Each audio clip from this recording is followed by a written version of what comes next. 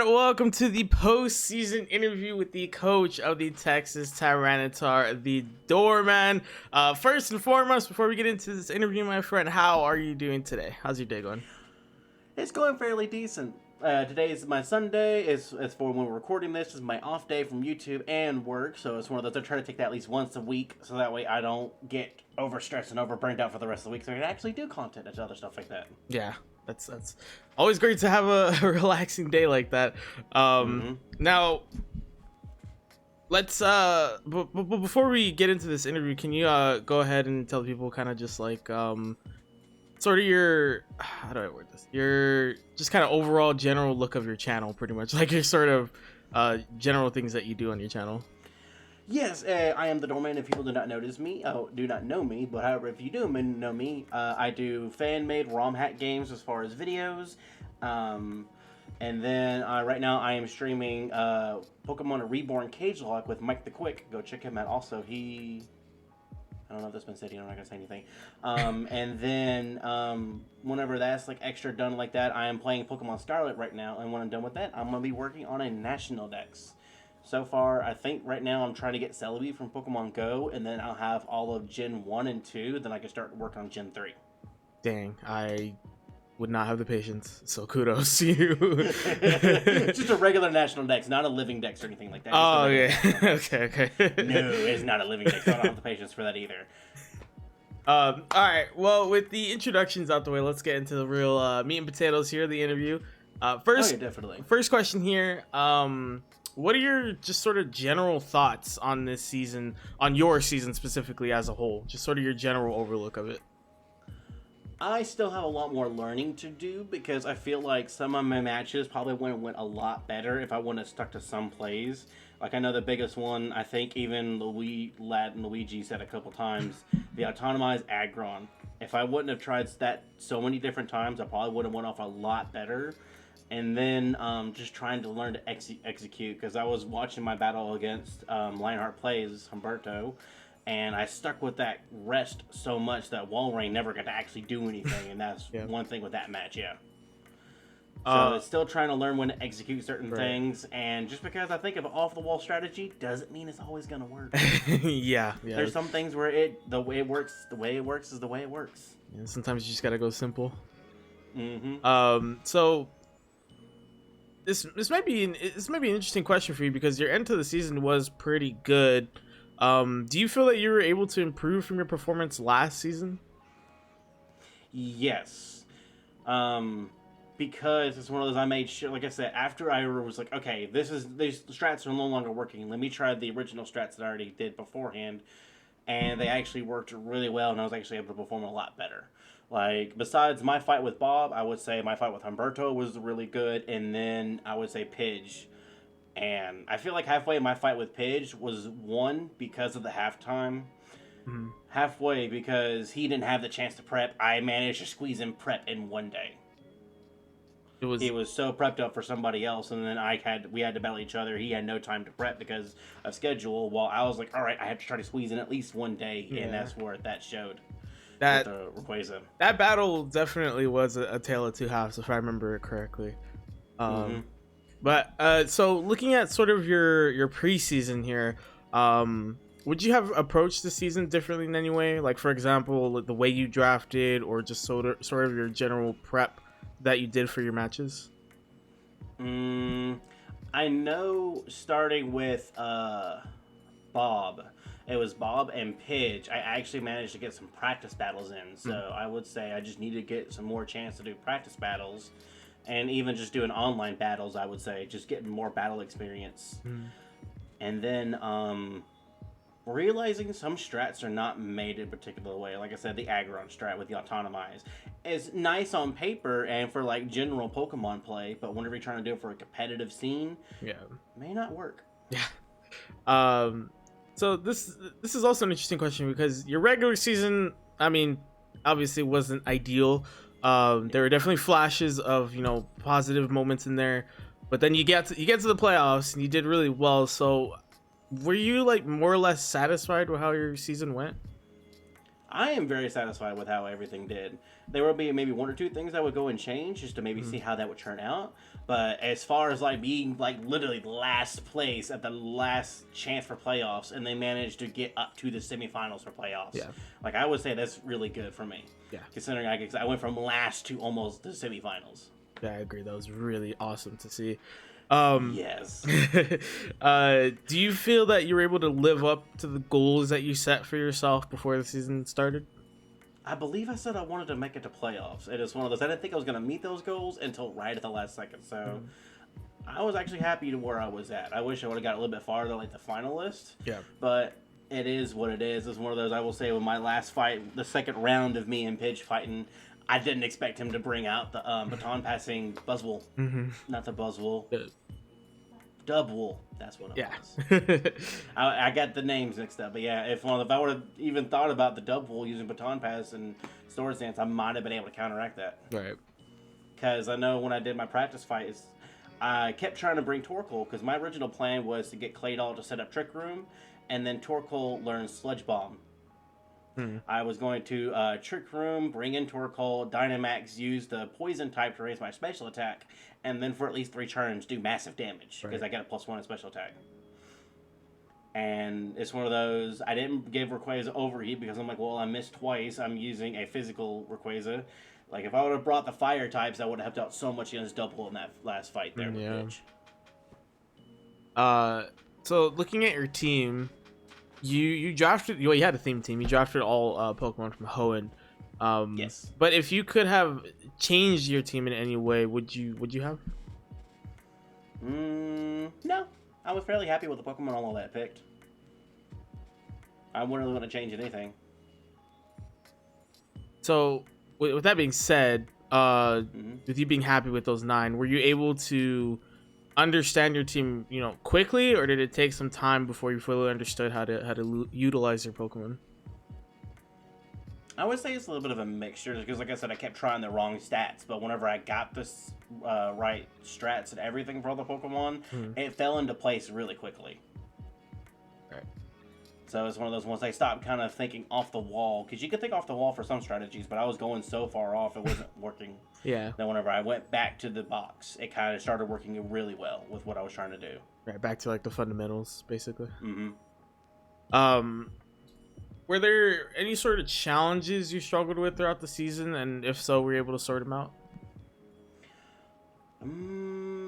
Probably just finding time to do practice battles, and I kind of got that under control, but at the same time, not really, because I only had the Sundays, because I was either recording or editing or streaming always in the mornings. Then I worked, so I only had one day to do prep. I'm kind of hoping next season I could find more chances to do more practice battles, because the practice battles definitely helped. Oh, yeah. That's whenever I did all those practice battles for Bob. Oh, and that one definitely showed. Yeah. Were there any issues that you sort of expected to run into coming into the season, but never really became a problem? Not the normal ones that I saw. Like I said, it was just the self-inflicted ones. No is an acceptable answer. Yeah. It was just, no off-the-wall strategy that I didn't think about. It was just mainly the self-inflicted ones. Was there anything that you found easier than you expected it to be, or just something that came easy to you?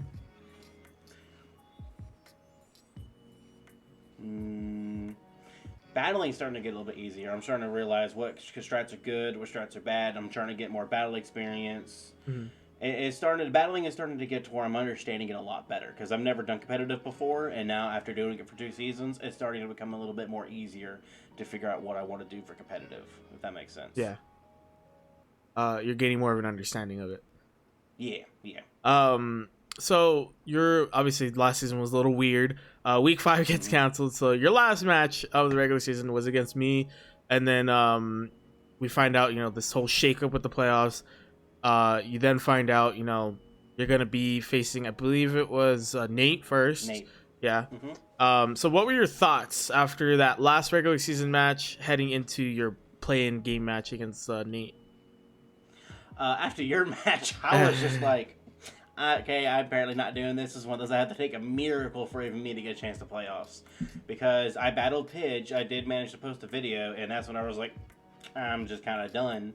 But then that week got canceled, and then I had to fight Nate. I'm like, okay, this is not a kill-death ratio for this fight. I have to just win. Yeah. And that's where I'm like, all right, there's a glimmer of hope there. This is not a kill-death ratio fight. This is pretty much, I have to win no matter what. And so that's why I did the huge lead off first, because I'm like, if I can get the huge lead off with the Rayquaza, setting up him special and with the speed race and everything, massive damage, and then just do control for the rest of the team. Yeah. It worked. So it's like I didn't see a chance at all to the playoffs till basically week 5 never counted. I'm like, oh, wait a minute. Oh, there might be a chance. I believe wasn't Nate behind you? Wasn't like No, I think by the time the rankings came out, he was one above me. I was like either I think I was the very last one, yeah. Okay. If he was one below me, I'm not 100% sure. I think he might have been. I can't really remember, but I think he might have been. It was really close. Yeah. So you take down Nate, you secure your spot in the playoffs, and then you take on Bob, and in one of the best matches I think you've played thus far in the EBL, you took him down. He was one of the clear favorites beginning of the season, and you just knocked him right down at his first match in the playoffs. So how did that feel? How did that victory feel? Like you win that, you come out of it, how are you feeling? I'm not gonna lie, because if for people that don't know, I did that whole fight and I was like, my heart was pumping, everything, adrenaline was running, and then I just happened to look down and I wasn't recording, so I'm just glad he at least recorded it. Yeah. Yes. Like it's so halfway crestfallen, but again, I was just so happy, I was so pumped, I'm just like, I want to go for a jog or something, which I don't do really. I'm not a good exercise person. Like, my heart was pounding the entire time, especially after the Aggron flinched twice, which let me defeat his Snorlax. Yeah. That flinch twice in a row was so lucky for me, honestly. That was really big. Yes. That 2 flinches after like, and it's one of those, I'm glad I managed to find that little trick with the prankster with dark types. That especially helped me out, because then it's one of those, his Sableye was out kaput. Even if he could do damage to me, he couldn't use it like he wanted to, so it was pretty much a 6v5. Yeah, you did really well to neutralize that. I will say, I can speak from experience, facing someone at Bob's level is stress inducing. So I understand where you're coming from. I remember season 3 I faced him, and I remember that was like one, besides Landon and Luigi's, that was one of the hypest fights I had the entire time. Because it literally came down to our last 2, and I just didn't have enough to kill him with. Yeah, it's stressful to face him. Thankfully, he's not in the season.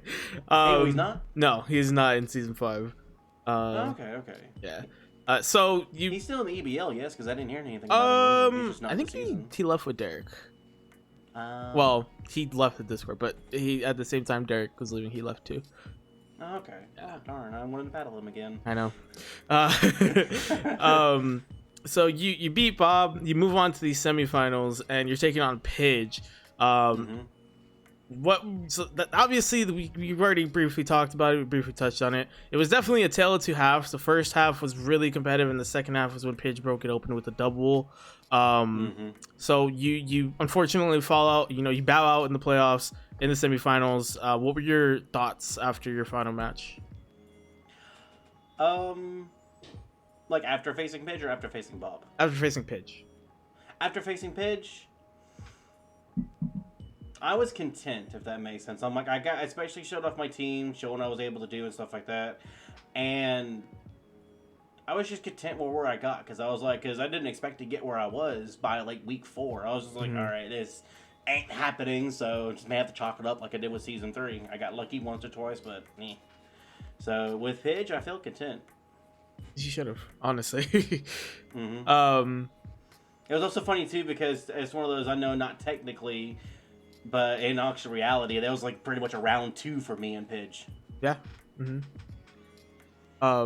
So kind of shifting the focus here away from just your team. What were your thoughts on the EBL season 4 just as a whole, this including everyone, how the whole season went? What were your thoughts on EBL season 4? I think it was crazy at some points because, like, you had, like, of course, a couple of people, like, sweeping other people. And then, like, for example, Max, he would go up against these same people and manage to disrupt their entire thing. So he was halfway known as, like, the sweeper ender for everybody. Because every single time he faced somebody, they had just done a sweep and he defeated them. I know there was that. I know there was Humberto finally going, like, okay, fairies are actually good. Because he won with fairies, even though he thought he wasn't going to win. And I still remember that one match. I don't remember who it was, but he was like, fudge.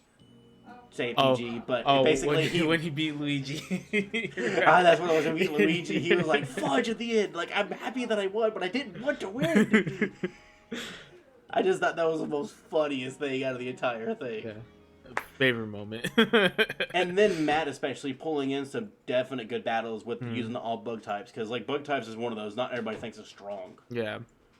And then he ran into that was Pidge. kind of cool to see that and stuff like that. And then Derek also showing up. Yes. With no legends, no pseudos, no nothing, just all number Pokemon and doing as well as he did. I mean, that was incredible, honestly. Mm-hmm. Yeah. So I will say this has definitely been like wild, and it shows like he could do anything with any Pokemon basically. It doesn't have to be, you know, top tier, low tier, anything. Yeah. It's true. We've learned that lesson. Yes. What would your rating be out of 10 for this season as a whole? As far as the seasons I've been in, or just all together? Just all together. EBL season 4 rating out of 10, all around. Oh, okay, never mind. Okay, I always thought you were thinking about against other seasons. No, I would give it a good 8.5. Just because I know towards the end everybody was starting to get frustrated, which makes sense. But there was also some plays like there could have been other people from other plays, myself included, that if we would have learned a lot faster, probably would have made a lot more better battles. Yeah. Because I think there was like at least one battle of the week where there was crazy. Otherwise, it was either like a grudge match or a sweep. Like there was no other like pretty much where like every battle was insane. Yeah.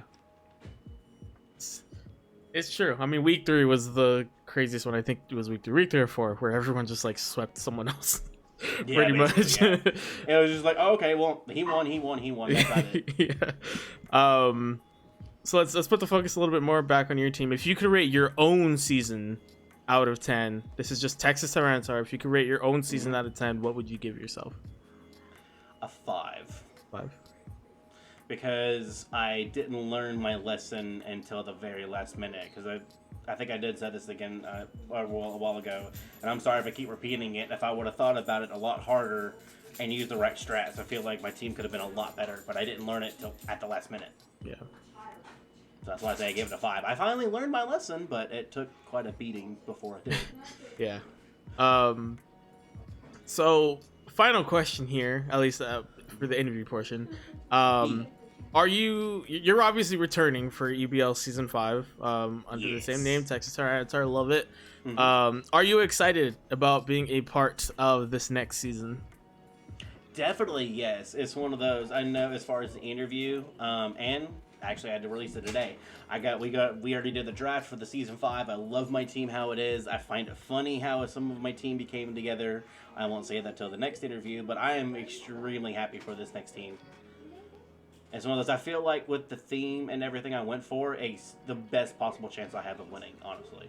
Out of all the teams that I've done. I was about to say, I think this is probably your best team thus far. But like you said, yes, we can save that for the next interview.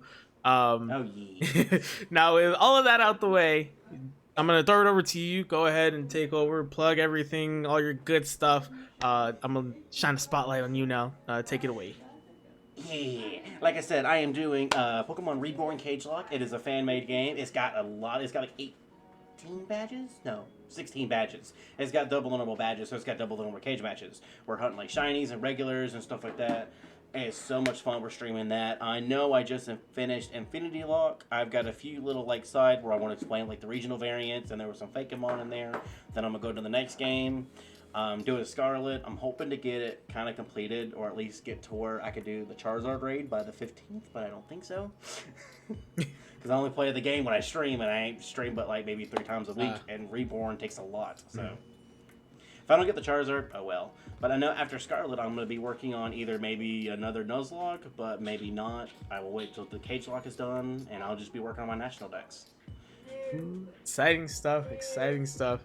But that's that for the Texas Tyranitar's post-season interview. Best of luck to you, good sir, in season 5. Do you have any last words for the fans of the Texas Tyranitar out there? I have learned my lesson. I'm going to keep learning my lesson, and we're going to get stronger and stronger every season. Love it. I will eventually win the title. Can't wait to see that day. That's going to be amazing. There you have it. I hope all of you watching have a fantastic day. I will see you real soon. The start of season 5 of the Elite Battle League on February 25th. Take care, guys. Bye.